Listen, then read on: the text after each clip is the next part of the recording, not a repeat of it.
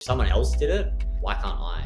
But the only thing that's holding us back is being like, what will other people think and all these things. Think, because to me, writing isn't just writing is research as well. There will be more demand in future years for authenticity and real people. Now it was out there. I had to believe it. Maybe it's a coach, but you need to speak to someone about it.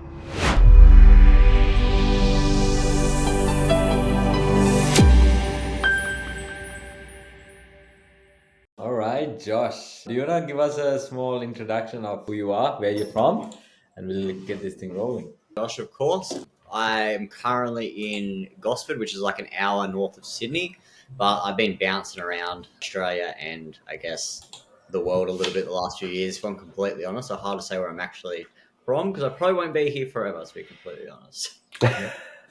Where do you plan on moving to after? Everywhere, man. My heart is definitely in Latin America. My partner is from Bolivia, so I can definitely see me spending a lot of time back there. And yeah, just everywhere in the world, man. I want to see every inch of this world, I think. That's the best part, isn't it? Definitely.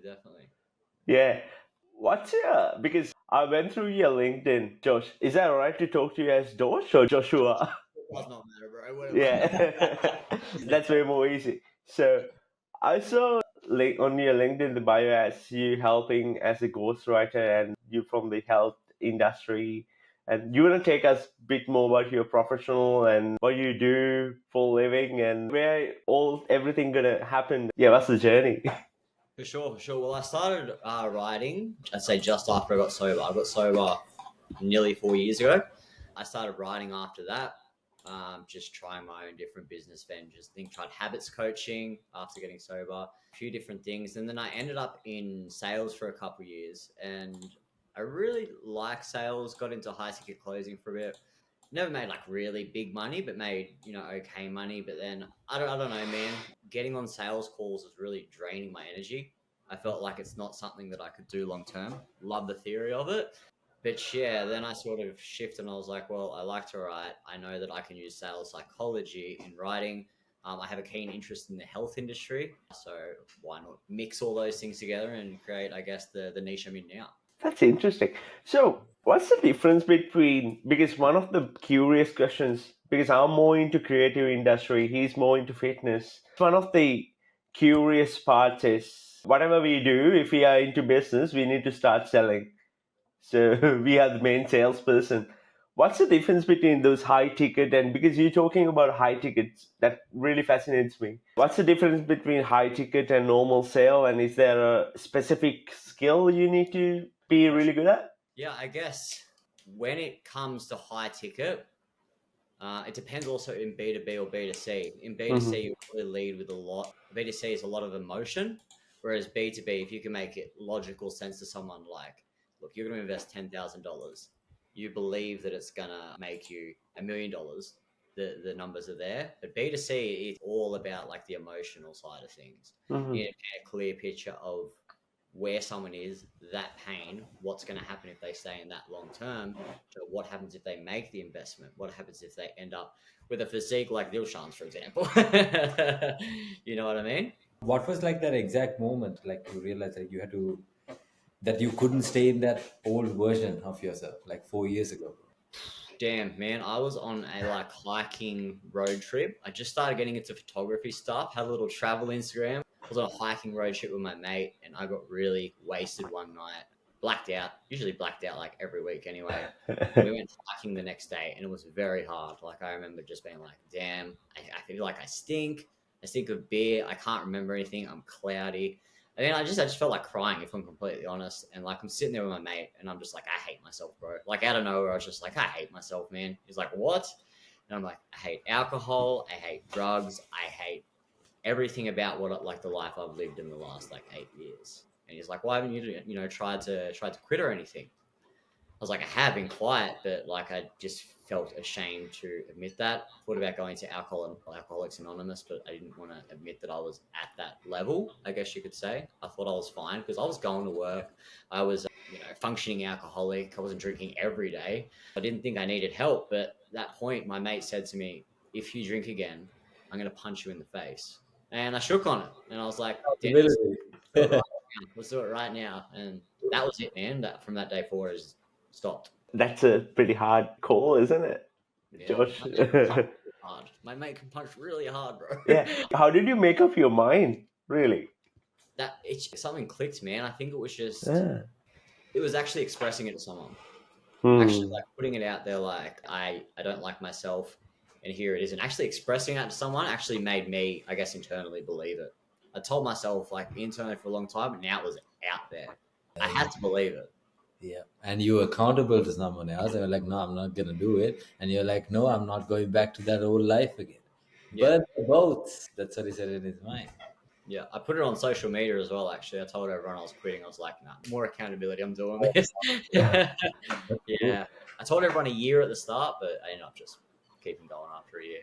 With sales and all that, it's all human connection and all that as well, right? Mostly Yeah. emotional like connections as well.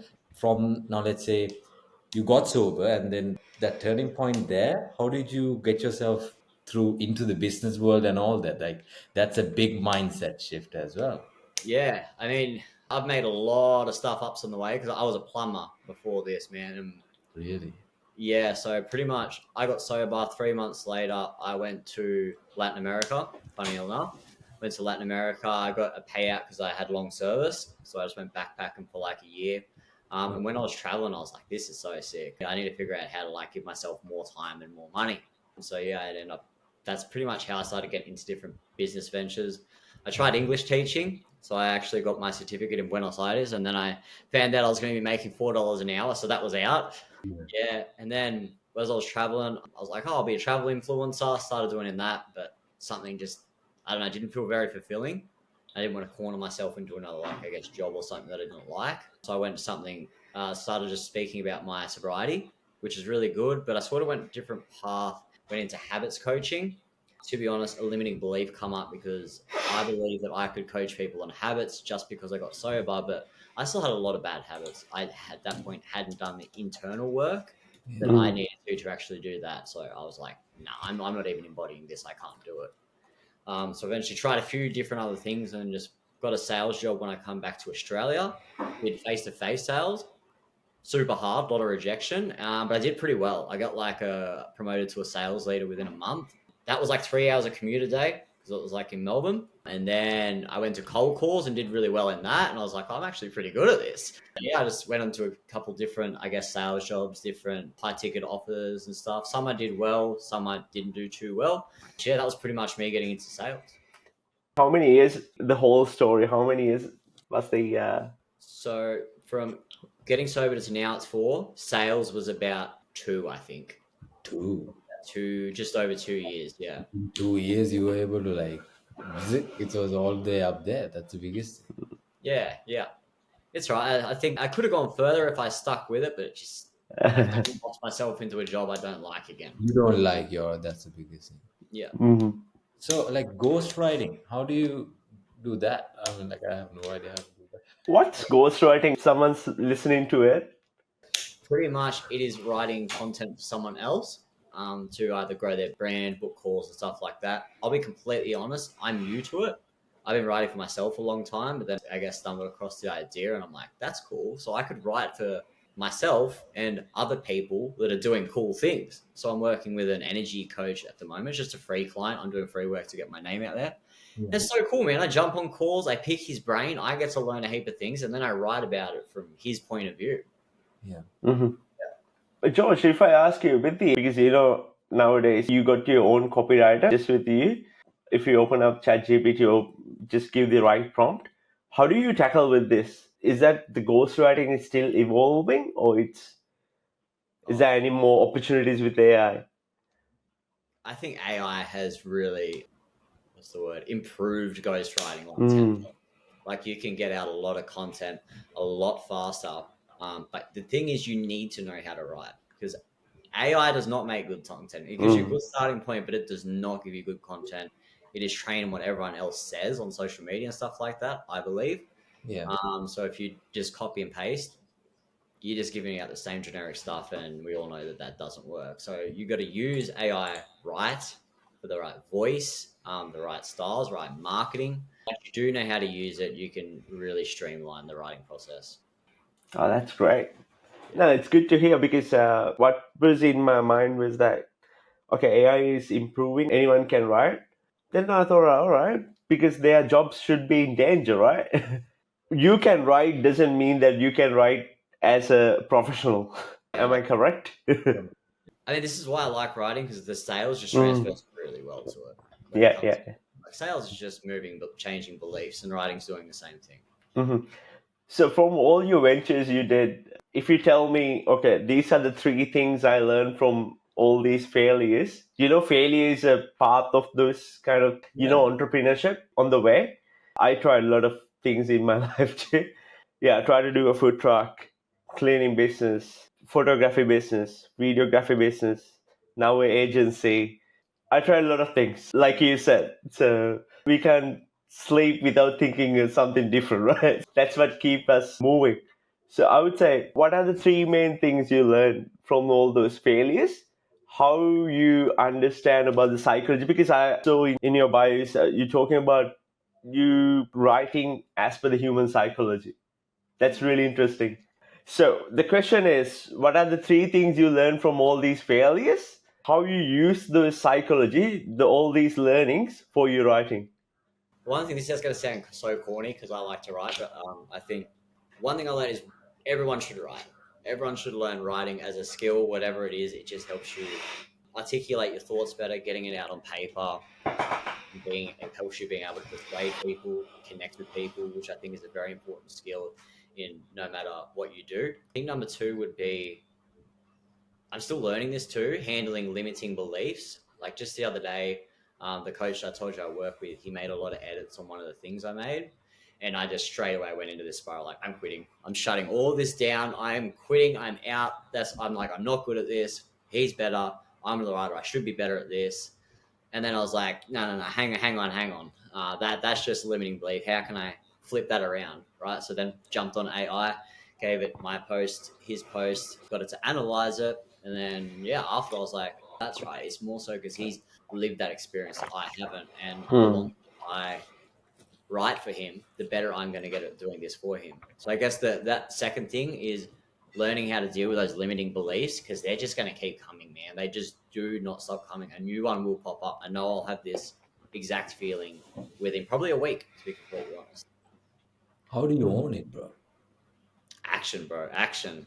You Action. know, you got to fucking Yes. fight that thing down, man, until it just can't speak, until it's got no voice left. You know what I mean? Yeah, I'd say action. Just fight it till it's silent.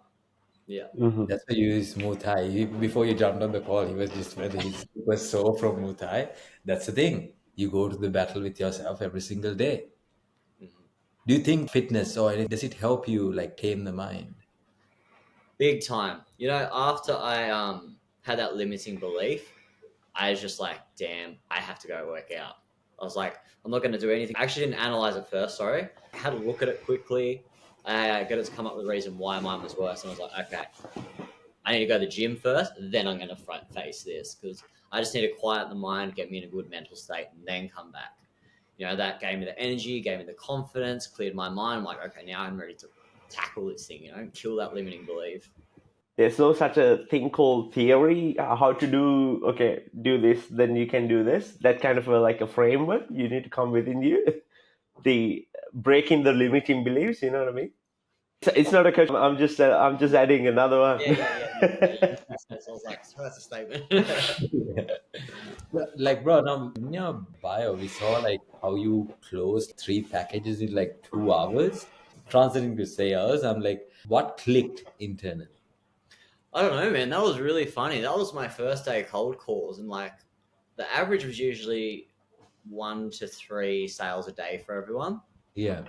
Man, I showed up and in 2 hours on my phone, I just like sold 3 packages. I was like, this is so easy. I don't know what clicked, man. I think face to face taught me a lot about rejection. So I didn't go in there scared. I think a lot of people go into cold calls and you're just literally just ringing someone that's never heard from you. Like, can you please give me money? That's hard, bro. I've already been Yeah. doing this like months beforehand, like, and I just mastered rejection. So I just went in there not scared. I'm like, if he says no, what's the worst that's going to happen? I call, and it's a volume game by that point. So like, well, what's the worst that's going to happen? He say no, he might tell me to piss off, but I don't care. Detaching. is. And that's the thing, is that fear, not giving a shit about that fear. Did you find any human behavior pattern when you talk to a lot of, because you said it's a volume game when you call? Is there any behavioral patterns you realized? To be honest, not much for the first couple months. I was Uh-huh. just like, there was a script. I noticed if I hit certain tones that they worked with certain people. I think it's more of an automatic thing. Nothing for months though. I think towards the end of it, I started to, I guess, know how to speak to people, judging by if they were like more assertive and stuff. Like if someone was really like assertive, I'd start being a bit of a joker. Just calm the tension. You think you try and meet them on the energy, but nah. I need to bring their defenses down. So if someone's assertive, I like make some jokes about myself, like, sorry that I'm like annoying the crap out of you or something, or not exactly like that, but like just something to crack a joke to crack that tension that's already there.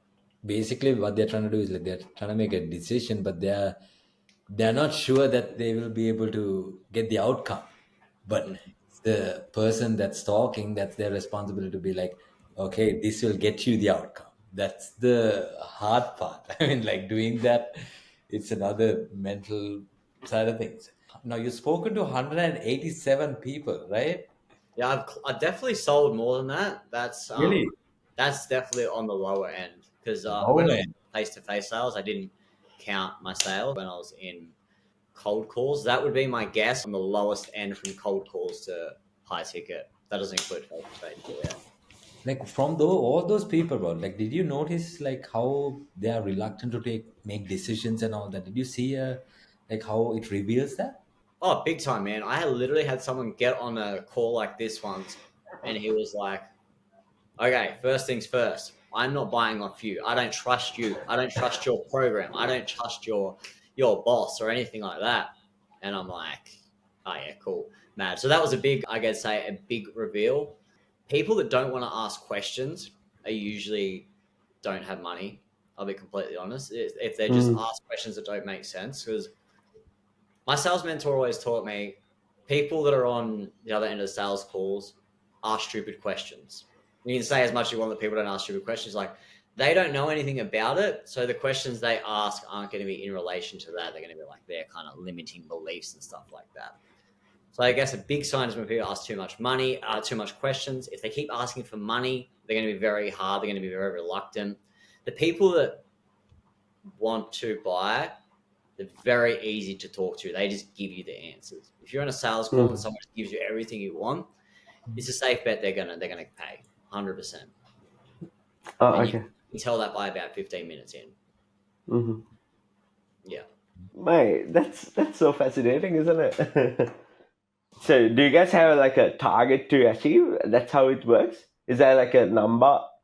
For example, if you make this much of calls, this much of conversions gonna lead to a next stage, something like that. So you said it's a numbers game, right? The cold calling and closing all the deals. So is that like a standard number which you guys have? For example, like if you talk to 100 people, only 10% going to convert, and from that, only 3% go to the next stage, something like that? Yeah, that's a great question. That's actually so true, because as you get into it, you start to notice patterns. I'd say in cold calls, it's a numbers and skills game. In closing, it's definitely a skills game. The numbers game stops completely. You don't get as many calls. Like when I was doing cold calls, it was 220 plus calls a day. When I was doing closing, it might be 1 to 5 a week sometimes, because I was on a more of a start offer most of the time. But yeah, with those higher numbers, you could definitely see patterns. And that's something that actually kept me going in sales, where it's like, okay, I know if I call 220 people, just say, for example, I usually close like 2 to 3 a day. I know at least if I call 100 people, I'm going to close one. If I've had 198 calls and I've closed no one, there's a good chance I'm going to close in the next 2. Doesn't mean that always happens, but it's something that I keep in my mind. Like, this has to happen within the next 20, because that's just what the numbers say. Because in commission-based cold calls, it was just like, if you stuff up, we don't care. You just don't get paid. So it was just more like me against me. Because no, the biggest thing is like you have to meet the person that clicks with you. There's so many people in this earth, and there's only select few that really resonates with you, the way that you speak, the way that you talk. and they love what you have to offer, and they might purchase from you. That's how it works, right? Now you mentioned limiting beliefs. We spoke a bit more in depth on this Yeah. episode actually. What is the biggest thing that you broke in your mind, bro? Like, what's that one big, like, the biggest limiting beliefs that exist in this modern world right now that you think that people really do need to like conquer? I would say that people think they're stuck with what they're given. For example, with the genes they're given to a degree, I'm good at this, so I can't do this. I'm good at, I don't know, I'm good at basketball, so I can't play football. I'm good at strength training, so I can't be good at cardio. I think a lot of people corner themselves into a box instead of, chasing curiosity, taking on a growth mindset and actually being like, hey, if someone else did it, why can't I? I think that's something I always say to myself. If he can do it, why can't I do it? He's not special. You're just the man. Marcus Aurelius says this. You're just the man. That's the biggest thing. If it is being done by one, it can be done by someone else. We are all just humans. We all might have different capacities, but sheer amount of work, volume that you put in every single day without missing any day, you can achieve the things that you want out of life. That's the biggest thing. But the only thing that's holding us back is being like, but what will other people think and all these things, and then we stay back. Now, like your writing, bro. Like writing is really nice. Like I do a few pieces as well, here and there, but not very consistently. What's the biggest thing like that you love about writing? So, I can do it whenever I want. It's just me. It really helps me think, because to me, writing isn't just writing. Writing is research as well. So I get to go and research things, man. Have a bit of fun, up things that I actually enjoy, and it's cool. I liked the idea of psychology in school, but never chased it because I started drinking when I was in school, and then I was just like, "Yay, parties!" Pretty much. So I think writing lets me sort of research that curiosity about psychology, put it into a practical sense, because in my eyes, that's what it is. It is human psychology, human behavior. I think it's just like a range of things where I can do it when I want. It's a massive curiosity for me to study. It helps me connect with legends. Like writing has brought me here, and now I get to speak to two absolute legends. So I don't know, man. There's too many ups to this in my eyes. with writing properly, what are like few trust building content pieces that would like really people really would get value from, and it's not just textbook stuff. Like basically trust building content. Mm-hmm. What does that look like? Exactly, textbook ideas. I'm not talking textbook ideas, like authentic, real ideas. How does Right. that? Vulnerability is like the massive thing now. Hey, like Mm, I think I wrote about this recently. No one wants to hear about I made $10 million. It's just like if you want, you should definitely post your wins. That because even that's going to show a lot of authority. But yeah. if you're like, I went from homeless to $10 million. What's that going to do? And then you don't talk about how you made the $10 million. Talk about in depth about how it was like being homeless and what it was like coming up. I think especially if you tell your origin story, people love the origin story. In that rise, people are going to find somewhere where they connect, where they meet this rise, and then they think, oh, I can do that. So they meet you on that level that you're building, that you build yourself up to. They meet you, and that's how you can connect to a lot of people. You need to find a common ground, isn't it? Yeah, it's that vulnerability, and then it creates that relatability. Do you reckon like having a good personal brands really impact the amount of sales you do or the progress you can make as an entrepreneur? Because nowadays it's also the same, like you said, it's also a volume game. People always worry about, okay, how much of followers I got. So the trust and the confidence relies on it. Mm. If someone start from scratch from today to start his own business, sometimes he has a limiting belief pattern. Even a lot of people talk to me as well. Even sometimes I'm thinking like, all right, I'm doing this much of good stuff, but still I don't have a big following number. Does it really impact you? You reckon the following numbers and the personal brand you built it inside the digital platform? That's a good question. Followers definitely persuade. but you can have a small following and still Mm-hmm. speak to a lot of people. Like, for example, you would have seen in my LinkedIn bio, I prioritize more like booking calls because I feel like having 10 people that see you, connect with you, put your hand up is way better than having 10,000 that are just like scrolling straight past. I'd Mm-hmm. rather have 10 fans than the 10,000 followers. You know what I mean? Yeah, yeah, That's really important. Like you can have like a high amount of followers brand, but if you're not connecting with someone, is that really a brand? Like what is that? It's very empty. yeah. Sometimes it's all illusion, but this my comment is take on, but let me know if I'm wrong as well, because some people, even the brand deals, some people go more traction OS, some people got more confidence and reliability when we see a big number. You know what I mean? Like even on Instagram, even on LinkedIn, if it is a top voice or a person with a massive following, if we put it out something, people might think, all right, he got a massive following, he says something true. We need to listen to it. Definitely. That's that persuasion. You get a lot of authority from having a big, Mm. you know what I mean? Like I wrote about this. I just started a newsletter. I actually wrote about this. People that have like big followings. It's not like it doesn't matter. It is important. You can sell better. You can reach a lot more people if you do have a lot of followers. It's not important, but I think it's still more important to actually if you can connect with more people. Like if someone has 50,000 followers, they're gonna reach a lot of people. They're still gonna sell, but Mm. you can still sell the same amount of people and connect and make more money with like 5,000 followers if you have content that actually speaks to people. Because I Mm. think when it comes to getting a lot of followers, you need something called top of funnel content. It gets to a cold audience, a lot of people. You can grow a lot of followers like that, but if you don't make, say, middle of funnel content that speaks to a more direct person fixing problems, you're not selling anything. You know, I can write stoic quotes and get like tens of thousands of followers, and I'm like, crap, how do I bloody monetize this? No one wants to buy what I want. Yeah. Then you have to shift and have a whole new content strategy. Speaking with content, that's Praveen. What do you got there, bro? Sorry? Now, No, he's into heavily into content, right? Like Praveen. I really believe what you said, to be honest.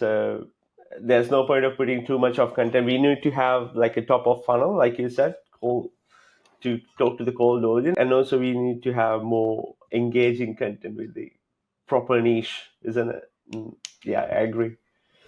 Am I? Any other questions, Dilshan? Yeah, I do actually. So, like, for someone who's actually listening right now, Josh, like, think like this podcast, it's called Modern Resilience, right?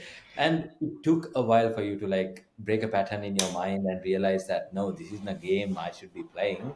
There's another level to me. So, what's that one piece of advice or insight that you would like to share to what it takes to like invent themselves? Like, what's that one piece of advice you would give to someone? Far out, man. Just you got to be honest with yourself. We are so good at lying to ourselves. Yeah. Like I told myself for years, I'm not that bad. I was blacking out like 3 times a week. I was taking a lot of drugs. Like people would overdose on that amount of drugs, I swear. And I was still telling myself I was fine because I didn't drink every day. It's like just be honest with yourself. You really have to sit down and have an honest like conversation with yourself. And be like, this is where I'm at. I'm not happy with this. If I continue doing this, I will end up here, and I absolutely hate that. Did you have like a vision or anything like a, you know, that this is the life that I want someday? And did you have that in your mind, back in your mind? I just got tingles thinking about this moment. Uh-huh. About 6 months before I got sober, I started thinking about sobriety like a lot, and I was like, I started picturing what my life would be like. I'd go traveling. It'd be cool waking up on weekends, and maybe I'd have a lot of different habits where maybe I'd just go hiking. I didn't read when I was just drinking either, and I just like had this thought of like, even back then, the perfect life for me was just waking up sober. I just thought that I loved it, and I had it in my head for 6 months. Man, it took me 6 months. That's all I really wanted at that point. Now it's changed a lot. Now I'm not happy with just waking up sober. I want more out of my life. But back then, that's all I wanted was sobriety. All I wanted. Mhm. What got you there? Drinking and partying and doing all this. Like, what got you there? Yeah, that's a good question. I didn't know. I had some hints. I think it was a mix of situation and past. I don't like blaming the past, things that happened to me, because it's a lack of responsibility. I think a contributing factor was when I was born, my dad left before I was even born. I had father figures. I had a really good pop and an uncle, but I spoke to a therapist about 12 months after getting sober. And yeah, within 2 or 3 sessions, she's like, pretty much you acting out because you want attention, because you didn't get attention from your biological father when you were young. And I was like, no, that's not right. That doesn't work, because I had many father figures. And she's like, yeah, but it wasn't biological, and your brain knows that. And then I broke down and started crying, bro, on the call. I was like, shit, where did that come from? I was like crying in front of this woman. I'm like, oh God, man, this is ridiculous. And I just broke down. I was like, crap, that's what it is.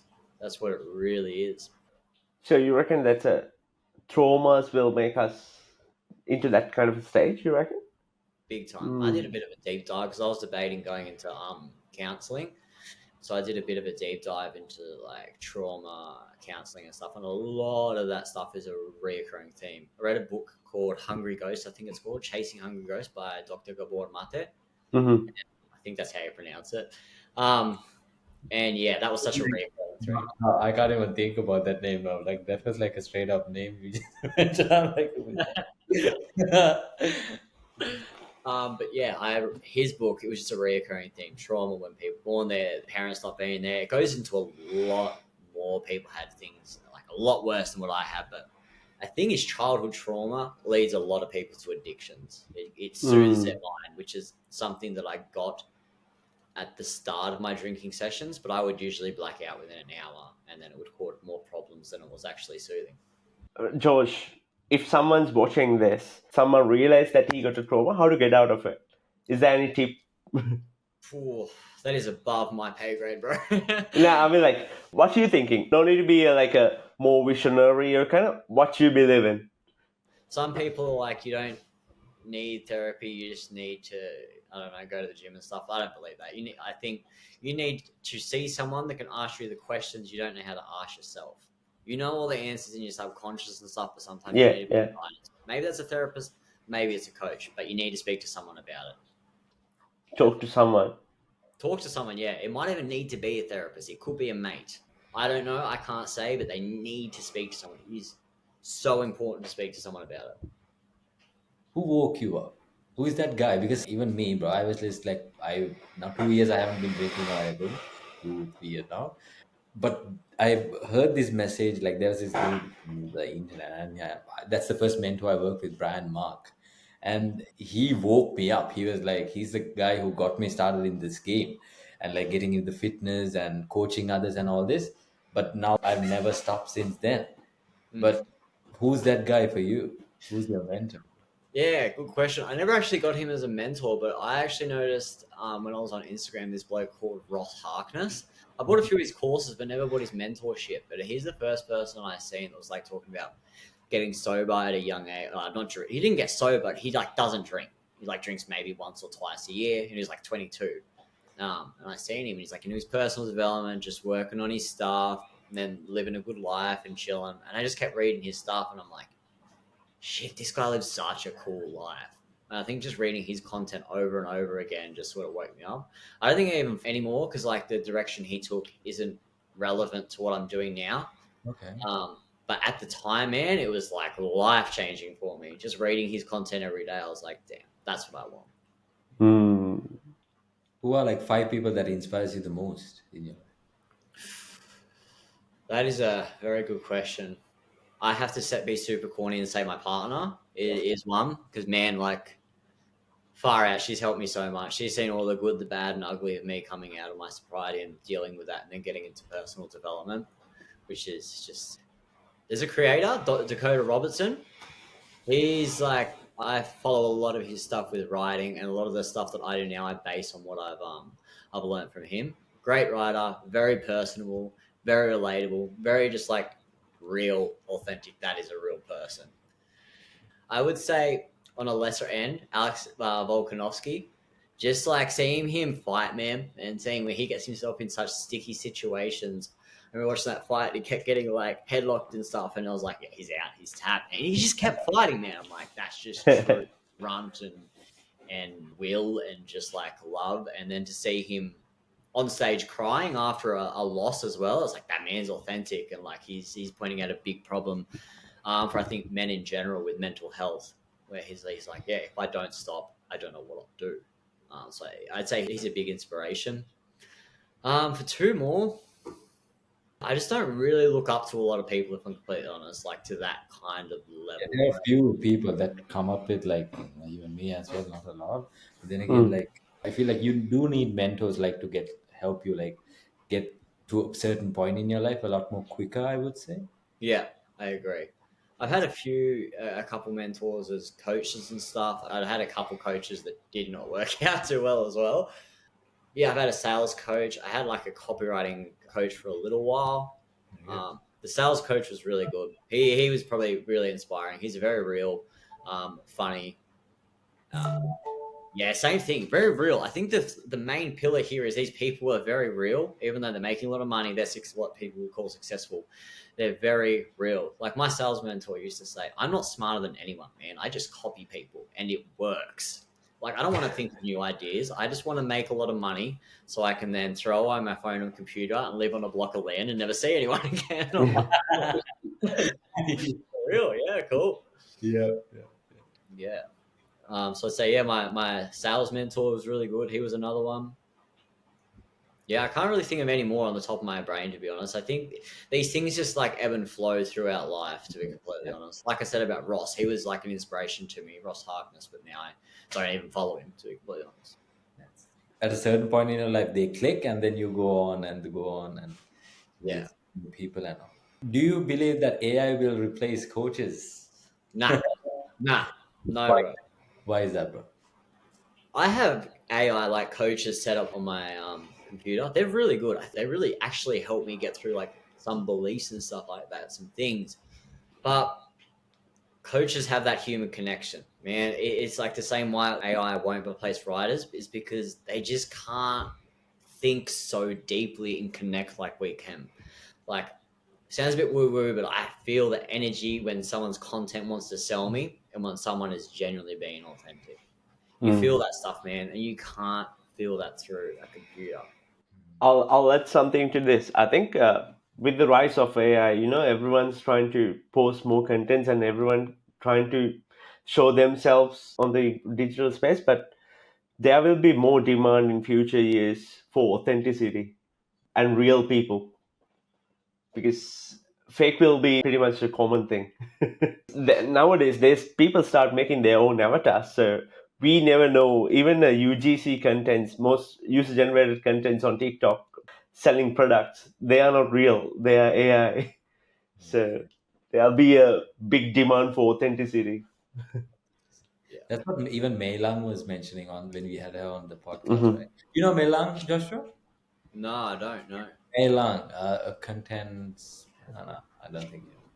Anyways, like she was like really going deep about awareness and the authenticity, like how content actually works with authenticity. So that's the biggest thing. So, do you want to ask Joshua the 5 questions that we ask, the speed questions that we like will get? Just Well, thank you for like sharing what like your experience and all this, bro. Like, believe me, it's gonna help another person out. If you can help one person out today every single day, that's the best thing you can ever do. The gift is in the giving, and you just did that. Thank you so much for that. Appreciate you. Nah, thanks, bro. I appreciate it. before I ask these questions, George, I'll ask the last question. So, someone who is listening who and also feels stuck, what's the way? And you already did once. You reinvent yourself. What's the first step they can take to reinvent themselves? I think it's like I said before, it's that you really have to be honest with yourself. It's just you've got to be honest with yourself about where you're at and where you want to be, and if what you're doing now is going to get you there. Cost of inaction yourself. What happens if I do nothing? Mm-hmm. Cost of inaction. Right now, we are just information is coming at us every way possible, but we are not taking action. That's People are overwhelmed with so many information. They don't know what to pick. like what are your systems that are in place for you right now that's enabling you to take action a lot more quicker than you were doing before? Do you have any systems in place? Cool. Yeah, good question. For example, I put off LinkedIn for months because I feel what I needed to be ready. For systems to take action faster, I don't know if I have systems for that, man. I have systems to like streamline my work. It's just a schedule, man. It's like literally, it's just like a schedule. I have my calendar set up. I'm pretty pedantic about the morning. The afternoons are pretty chill. If I Yeah. can move stuff around, that's fine. But I like to get the most important thing done first. Yeah. See that right now is growing my LinkedIn brand. So I grow my LinkedIn brand, I have a break, and then I write every morning. That's my system for getting stuff done. As for like the actual work, I have it all written down as well. I have exactly what I need to do when as soon as I wake up, what comes next, what comes next, what comes next. And I think that's just the best way to do it. Yeah, prioritize and then think, okay, that didn't work there. And like play around with it. Like try things in different aspects, different places, and if it works better, fantastic. If not, go back to normal. No, Mhm. so that's exactly like the way that you're doing right now, just like because my LinkedIn wasn't built before as with like the other platform. That what you did exactly was what I was doing, like work on my LinkedIn and then I would start the day and get things done because what doesn't get prioritized doesn't get improved, right? And that's how we connected as well. Josh, we connected somehow and now it's on a podcast. See, that's the best thing that you can ever do if you like work on yourself every day. All right, bro. So what are the questions? What are the things? So these are questions will be like more like a rapid fire kind of a thing. So we asking all these 5 questions from everyone. So we're Yeah, planning to make a different content out of it and show up yourself. So one word that defines resilience to you. experience. Mm. Experience. Awesome. Good. One morning habit that anchors you. Eat the frog. Eat the frog. Do the most important thing first. Oh yeah, do the one thing, the move the big rock. But that's good. Eat the frog. Oh, yeah. Very good. Very I was like, oh, oops. It's good. like a Korean.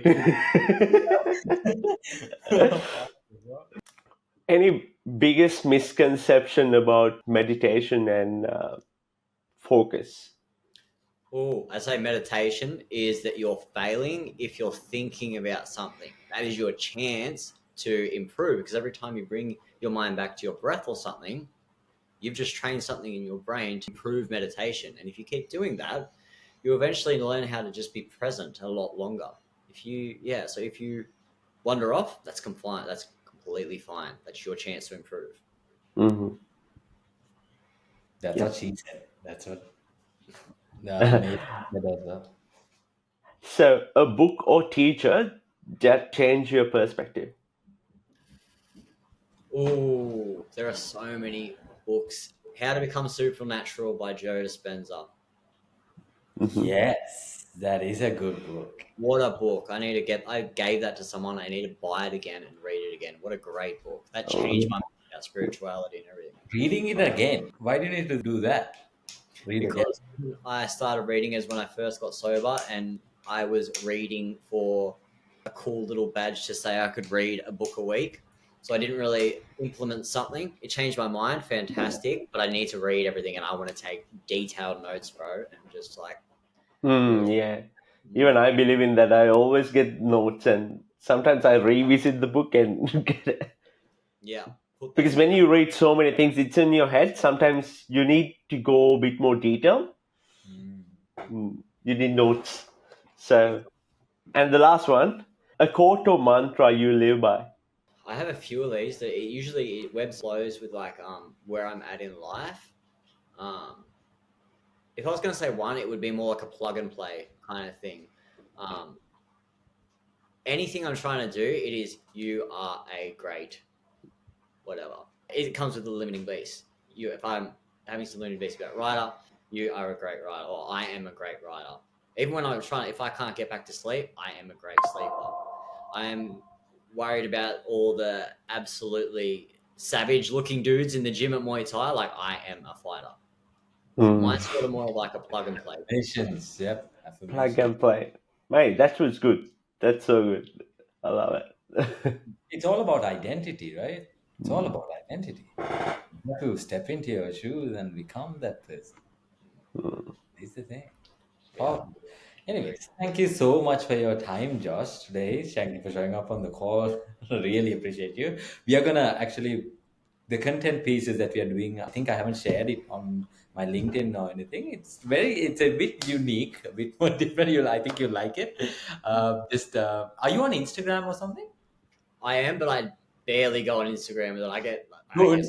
to Good. Instagram, so I Yeah. don't go on much. I can send it. I'll get you. I'll look you up if you like, though. I don't know what mine is. I'll look you up though. If it's just Dilshan. Yeah. Yeah. Where can people find you? Where can people find you? Yeah, Joshua Kite on LinkedIn. I recently started Substack. I guess you could just search Joshua Kite on that too. I literally started that like 2 or 3 days ago. Yeah. They're the only two places that I'm on at the moment. Okay. Very good. LinkedIn. Awesome. All right, Praveen, do you got any questions? More any questions? Are we good? I can talk for the whole day, but he got so we all got time because he started something about meditation, and I was like, "Oh, man, you got a lot to talk. We got a lot to talk." But still, yeah. But anyway, mate, thank you very much for your time, and it was so inspiring. And I hope I got something to my life to plug and play, like you said, from as soon as I finished it. So I'm pretty sure people who's watching this gonna get something out of it too. Not one or two, there are plenty. So very inspiring. Thank you, George. Thank you for your time. Give me a piece. And All right.